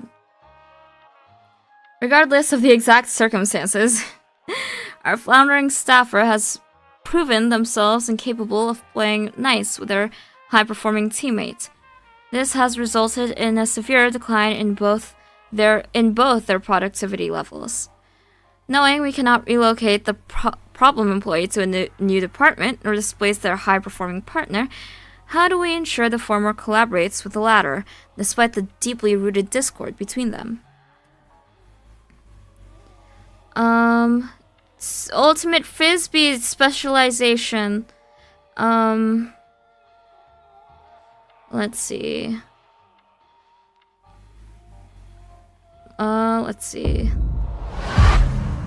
Your mind drifts to extreme rehabilitation scenarios. Oh. Neo-Nazis mellowed out through exposure to inclusive media. Violent teens overcoming aggression through extensive therapy. They're not quick or cheap solutions, but they do prove people can override old behaviors with new, compassionate values. Your new boss's bright white smile twinkles with tremendous satisfaction. He tweaks his device's knobs with giddy abandon. Tome baden. You're absolutely right. Too often do we believe people act in certain ways by default as though personality or upbringing were immutable entities. But psychologically speaking, not only can anyone become anything, they can be made to become anything through tactical exposure to new perspectives. Individuals are the sum of environments and ideas they have been exposed to. Thus, adding or subtracting experiences from that human equation alters the result. Tome baden. Unfortunately, there are times when the only solution is to erase every belief a person holds dear and start over from nothing. Oh, but that's just part of the job description. We wouldn't be offering such competitive salaries if designing boutique psychological profiles were easy. Before you can ask the interviewer what the hell he means, another sound reaches your ears. It's not a person's scream this time, but neither is it a vinyl's tune or a machine's hum. Rather, it resembles a dull, wet, rhythmic thud. Once, twice, thrice, you hear it. A little louder. Every time. Your eyes dart about the room, looking for the noise's source. You find it staring back at you from across the two-way mirror. You see the handprint of a blood-stained palm slapping against the looking glass, begging to be let out. Your mouth goes dry as it hangs open. Your finger shakes as you start to point. Then, without a word of warning, the thudding suddenly stops. All that remains is silence and a message written in scarlet smears. A cry for help no one can answer. Obia looks over his shoulder, seeing the red stain. You wait for him to react, to gasp, or even scream. All he does is harumph at it, annoyed. Borne calle. I really need to put more pressure on that janitor. The soundproofing in here has been unacceptable as of late. With more grouchy grumbling, he tweaks a couple of his device's knobs, as if nothing happened. Then, noticing your aghast expression, he furrows his brow. Not with concern, but confusion. Kudo mijaji. Is something the matter?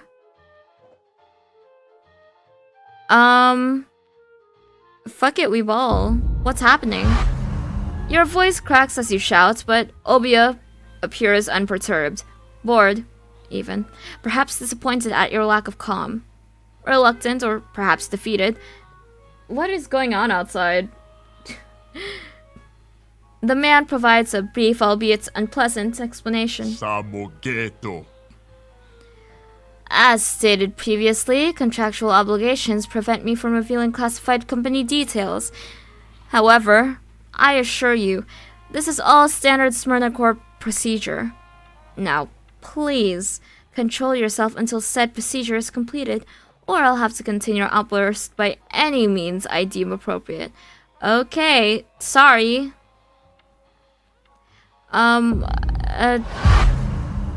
Let's just go along.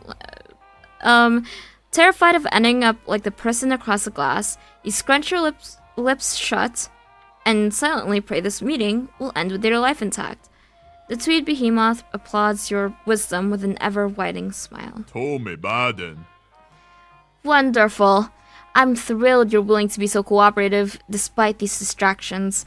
Now, regarding the conclusion of our contractual conundrum, Notisamini. let's say, and I cannot stress this enough, that our aforementioned staffer is hypothetically assigned to contain a major data breach. one with consequences that could spell disaster for their company and coworkers alike. The sensitive nature of this task requires them to exterminate or indefinitely debilitate any individuals who have witnessed this leaked information, so that they become incapable of further dissemination. In this case, the information has only been accessed by two people, the employee's spouse and their prepubescent offspring. So you wanted them to kill... Ajobonica. Needless to say, our employee is reluctant to perform their duty and exterminate these individuals. However, if either family member remains alive, the company stands to lose everything. Furthermore, should they refuse to tie up these proverbial loose ends, you will be required to do so in their place, as outlined in your Smyrnacorp contract. In short, how do you ensure these targets perish as intended and that this data breach remains contained, regardless of this problematic employee's hesitation?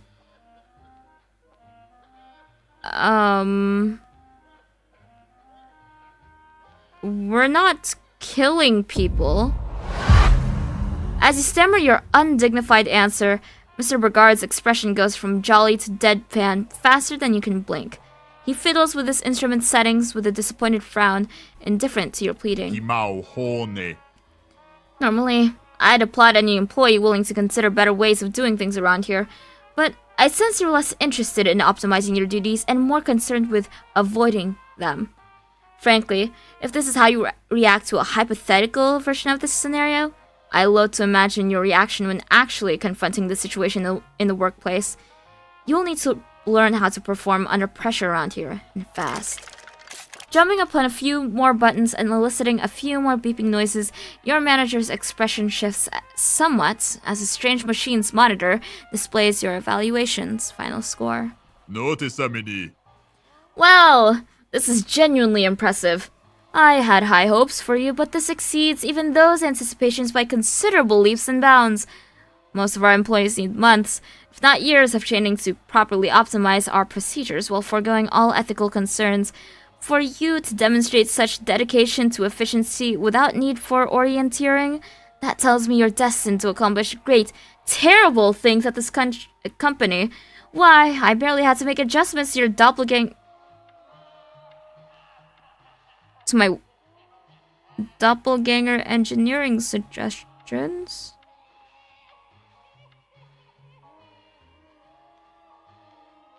What? Doppelganger? Unfazed by your panic or bafflement, Mr. Brigard reaches for a nearby candlestick phone. The mouthpiece's realistically macabre roosting bat design makes it seem like he's clutching a live pipistrelle and shoving it against the cavern that is his giant mouth. Ajobonica. We're done here. You can show them now. On the other end of the line, a reply is chirped. Obia hands you the phone and motions you to listen in. His pure white smile looks wide enough to tear his cheeks at the seams. Accept the phone. You gingerly seize the occult antique. It takes you a few tries to grasp how the winged mammal is meant to be held, and even longer to hold the earpiece to your head. By the time you figured it out, you wish that you hadn't. The two-way glass at the back suddenly turns transparent, revealing yet another room filled with aesthetic contradictions and logical anomalies. Your first urge is to scream, but your voice makes no sound. Perhaps your cries are deafened by whatever the fuck is going on. You stand before what seems to be a hospital operating room. Its walls are adorned with a mix of dark wood panels and mounted stag heads bathed in the sterile glow of circular fluorescent lamps. At the far back, you see the silhouettes of two surgeons toiling away behind a curtain, carving apart the skulls of their fully conscious, unsedated patients. You want to look away, but you can't even blink. There's just too much to take in. There's the patients themselves. They almost look like twins. Both have been tied down with belts to their respective surgical tables. Both are men with tan skin, furrowed brows, and bloodshot stares. Both have the tops of their heads partially concealed by curtains where the surgeon's silhouettes prod their scalps with forceps. Only one of them is screaming, as though death would be a mercy. There's the surgeon's tools. Blood-stained aprons hang from wooden coat racks, while stainless steel surgical trays contain an assortment of gruesome devices. Bone saws, hand cranks, drills, and strangely hairy, bone-white bowls glistening with dark red. Your stomach gurgles upon realizing they are the sliced-off tops of human skulls. There's the televisions hanging from the ceiling. Boxy Technicolor units have been suspended above each patient's head. Their crackling screens blast them with an unrelenting montage of childhood videotape footage, warbled ECG readouts, brain scans, and news network broadcasts. Each man's eyelids are held open by metallic speculums, denying them the privilege of looking away. Oh my god. And there's the woman taking notes. She stands with her back to you, jotting down observations on a clipboard as she studies each victim's distinct reactions. Though her shoulders are shaking, she writes with a steady hand.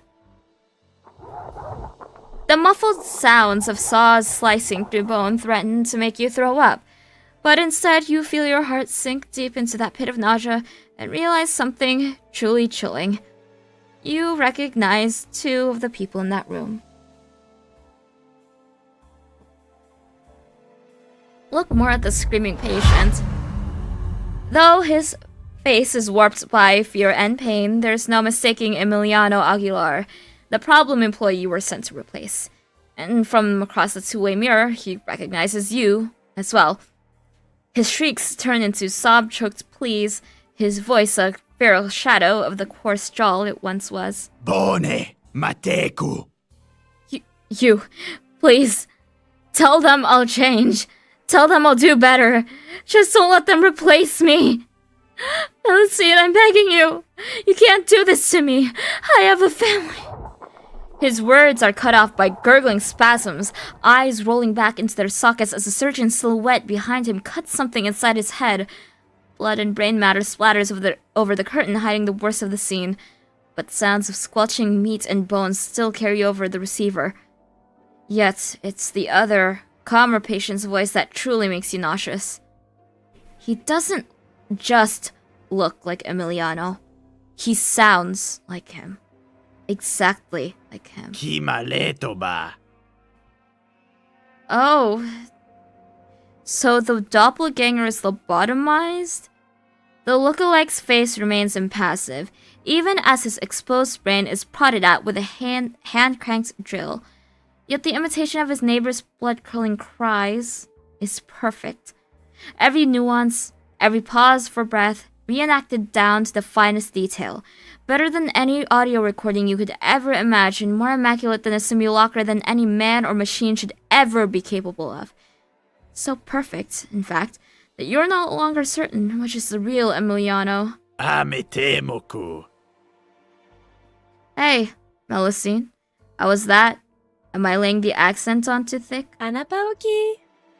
Seems fine to me, but I'd, recommend letting your voice crack once in a while. It's been known to happen when Mr. Aguilar is heavily inebriated, and considering his drinking disposition, that particular nuance will come up quite frequently. Zutena foi. Gotcha. I'll give it a go. Hey, pal, can you give me some fresh material to rehearse? Ametemoku. You're all a bunch of psychos! Motherfucking heartless psychos! Emiliano sobs and howls himself raw, retching as the surgeon, hacking his cerebellum, induces full body spasms. The other Emiliano merely clears his throat before howling much the same. Bate bamo. I'm not repeating that. Kimaleto ba. How about that? Bit better? Pasok kami. Considerably.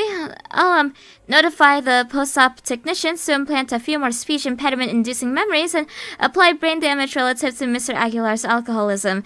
That should iron out the last neurophysical kinks.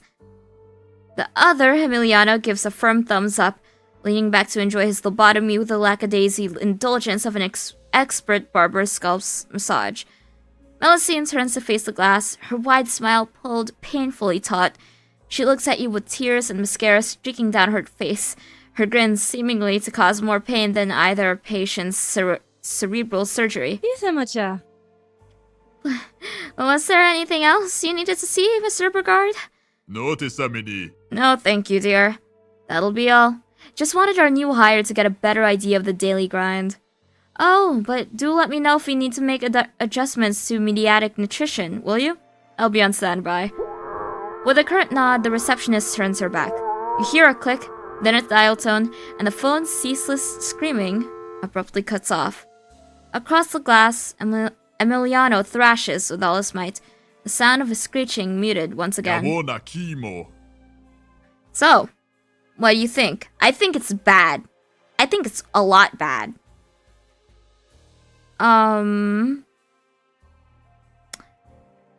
Yeah. You've studied childhood trauma long enough to know explosive reactions incite abusers to commit further violence. Even though it almost kills you, you keep your voice as steady as possible, expressing mild surprise and even milder confusion about the absolute nightmare unfurling before you. Mr. Burgard looks pleased as punch by your polite interest. A seismic laughter creeps up his cavernous throat as he gestures to the two Emilianos. Baden. I'm glad you're coming to this with an open mind. Most recruits get surprisingly antsy at this stage of our proceedings. What you see here is the most common and most heavily patented human resource service Smyrnacorp provides. We replace troublesome members of society with specially trained, lab-raised actors that will live more efficient lives in our target's place. Okay, so this is kind of eugenics. So you are performing lobotomies, and you are enacting on eugenicist philosophy. Gamona kimo. And what's more, we've performed today's processes, so according to your specifications. I had nothing to do with this. Unperturbed by your protests, Burgard motions to the silhouetted surgeons currently picking at both Emiliano's wet and naked Gamona craniums. kimo. First, as standard procedure, we have our doppelgangers undergo extensive surgeries. This ensures their size and appearance matches their targets. However, we also perform highly precise neural excisions and hormonal dosing sessions to ensure both replacement and replacee have identical synaptic pathways. This means they'll share the same tastes, reflexes, and handicaps, wherever applicable. Kudomijaji. In this case, we've altered portions of the cortex related to all those troublesome self-regulation behaviors Aguilar used to cope with his childhood traumas. It was a wise suggestion of yours to address such foundational behavior-based shortcomings directly at their source. After completing his bleak announcement with a showman's tone, the giant points to the device on his desk. Its myriad cables run along the floor and worm their way through slits in the two-way glass, connecting to the flashing televisions hanging above the patients' faces. No te samini. Next, we bombard our subjects with doctored historical information and falsified childhood memory footage to rewrite their lived experiences. This will erase problematic attitudes and induce more desirable proclivities. Kudomijaji. This also extends to the teaching of new morals or religious beliefs, which you suggested should be done to treat extreme societal cases. And while Mr. Aguilar had held some rather distasteful political views at the core of his character, rest assured, we've replaced them with better values which align nicely with company interests. With an emphatic flourish, Obiet tweaks another one of his machine's many knobs. A television screen flickers, replacing its gruesome slideshow of warfare footage with pictures of a pastoral farm. The louder Emiliano squirms, then screeches. Finally, the tweed behemoth nods to Melusine, whose eyes glance between both her patients, taking notes whenever one of them imitates the other. The two are becoming increasingly impossible to tell apart. Tome baden. Last but not least, Miss St. Sans arguably has the most important task of all, quality assurance. You see, our procedure is human, not mechanical. Instinct trumps algorithm when it comes to understanding people. Thus, it's imperative for staffers with an eye for social cues to study the effects of non-sedated lobotomies, particularly during back-and-forth exchanges between target and replacement. This allows us to adjust mediatic nutrition quickly and to identify overlooked flaws in body language, voice modulation, or personality. All this ensures our doppelgangers perform their jobs correctly. Notice samini. In other words, she will be ensuring that at least one of these Aguilars exterminates their family members correctly. Miss St. Saens is a woman who comes up with solutions, you see. Not excuses. Holy shit. He wasn't lying. You may have not pulled the trigger, but you did help him load the gun. As you reel from the weight of revelation, Obieth holds up 3 fingers. One by one, he curls them down. Kudo mijaji. Physical rewiring, psychological reconditioning, social reintegration. These are the pillars upon which Smyrnacorp's substitution services are built. I knew it! I knew that title was weird. This is how we guarantee that the tens of thousands of doppelgangers currently deployed to the public perform exactly as they must. It's how our company has controlled the course of human civilization for years upon years, steering it in whatever direction our executives deem right. It's how the people have shown up at the right times and the right places, how the wrong items or ideas have never appeared at inopportune occasions. And it's how you will help us do our job, regardless of which department you are ultimately assigned to. Gawona kimo. So, are there any further questions about your new job's responsibilities? Yeah, I think I have to fake my death.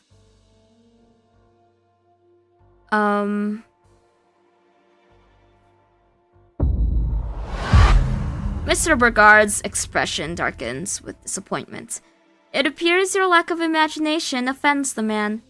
His ensuing condescension is so extreme, it prickles your skin with goose flesh and raises your blood pressure to all new heights. Gimao hone. Why do you think we do this? What reason is there to do anything other than achieving control or acquiring capital? It's the only reason you agreed to this interview, isn't it? Frankly, our motives are just that simple, friend. The only difference is that Smyrnacorp seeks to control the tides of civilization itself, not to wait about the paddling pools of those civilizations built for themselves. The Tweed Behemoth spreads his arms, taking up a dramatic stance. His muscular limbs cast a vast, all-consuming shadow, much like the one his company must cast over the world. Notice samini. Societies, you see, are merely sets of rules meant to control select populaces, enforced by means of moral codes and legislative threats. Histories are not but narratives parading as objective fact, deterministically controlling the future by redefining the past. Economies are broad equations engineered to establish hierarchies and restrict freedoms indirectly. Our missive is to alter the evolution of all these entities everywhere in the world for the betterment of our species. This can mean overturning governments with silent revolutions, establishing or destroying businesses to reroute the flow of wealth, even altering history in ways that force us to reinterpret the present. Notice samini. All the world's a stage. Men and women merely players. But Smyrnacorp is the playwright, casting every actor's role.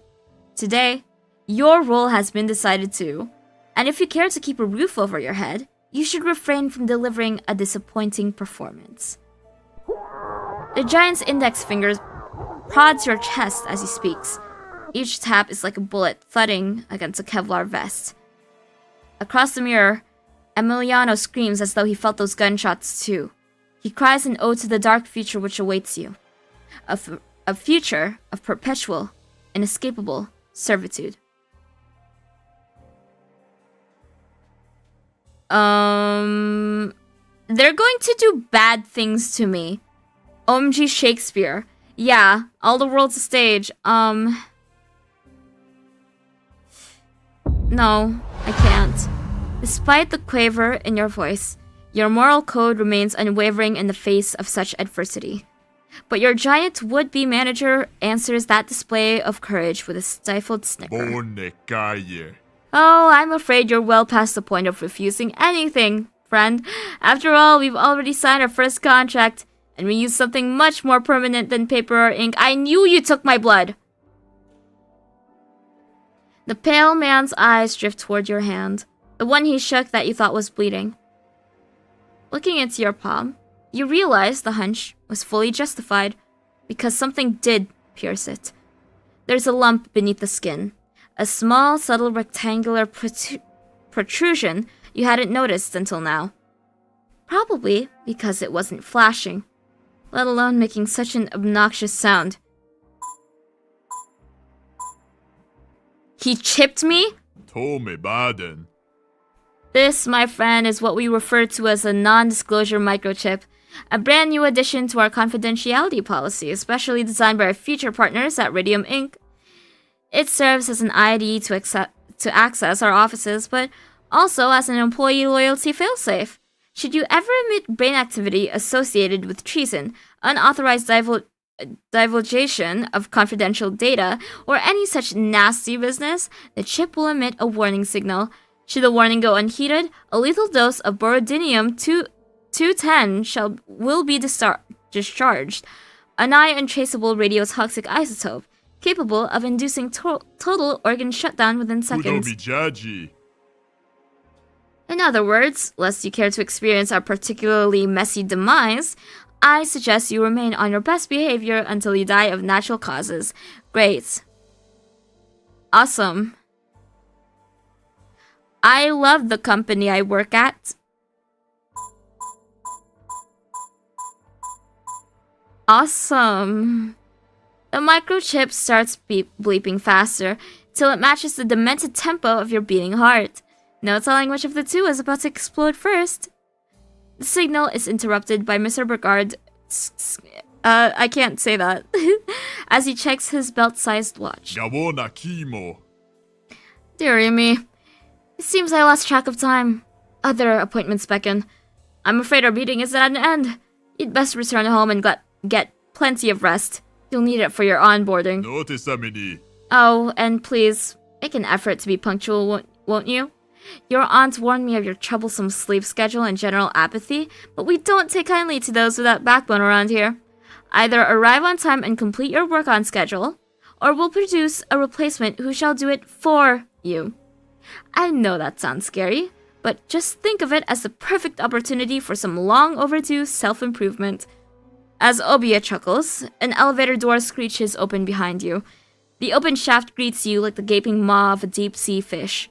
You glance between the open door and your manager, wondering if it's really safe to leave, but by the time the behemoth gives you a cheeky wink, you're already making a run for it.